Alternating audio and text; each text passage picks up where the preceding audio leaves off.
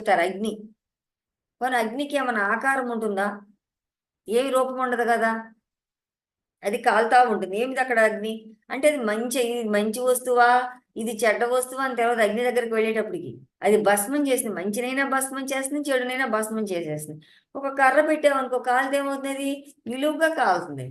అదే ఒక కుండ లాంటిది పెట్టామనుకో, ఒక గంప లాంటిది, అది రౌండ్గానే కాలుతుంది. ఇది కర్ర నిలువుగా ఉంది, ఇది గుండ్రని ఒక తట్టను తీసుకొచ్చి పెట్టానే దీన్ని కాలుతున్నామని అంటే అది రౌండ్గా నిలువుగా కాలమాట కాదు. మంచి లేదు, చెడు లేదు. దాని దగ్గరికి ఏది వచ్చినా కూడా అది కాల్చేసింది అగ్ని, నిప్పు.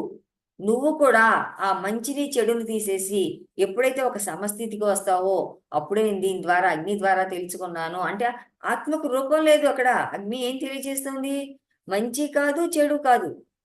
దీని ద్వారా ఆత్మకు రూపం లేదు, సమస్తంలో ఉందని తెలుసుకున్నానని అక్కడ అగ్ని ద్వారా తెలియజేస్తారు ఆయన.